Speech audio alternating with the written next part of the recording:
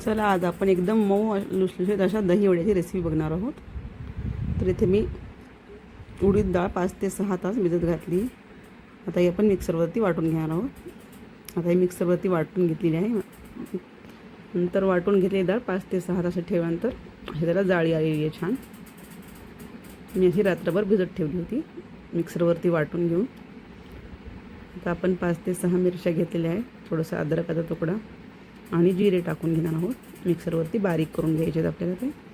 आता हे मिश्रण आपण ह्या उडीद डाळीच्या मिश्रणात टाकणार आहोत आणि ते हाताने व्यवस्थित फेटून घ्यायचं आहे। फेटून अगदी मऊ लुसलुशीत बनवायचं आहे आपल्याला। हे पाहिजे असे पाण्यावरती तरंगले पाहिजे पीठ। अशा प्रकारे आपले उडीद वड्याचं बॅटर तयार झालं। आता आपण दही एका मिक्सरच्या भांड्यामध्ये टाकून घेणार आहोत।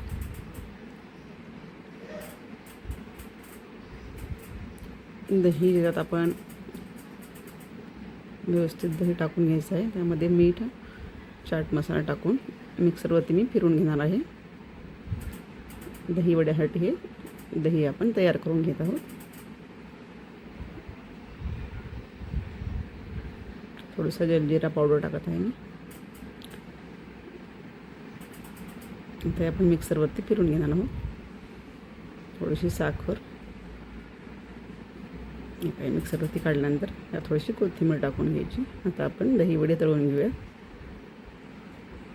एकदम हाताला बिलकुल चिटकत नाही, छान व्यवस्थित बॅटर बनेल आहे आपलं।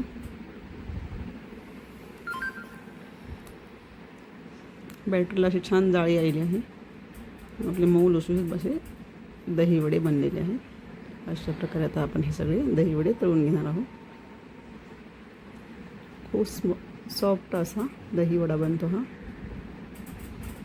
आता आपले दही वडे आपण काढून घेतले आहे। आता जे आपण दही केलेलं होतं ते त्यावरती टाकून घेऊया। हे दही वडे मी थोडेसे कोमट पाण्यातून काढलेले आहे।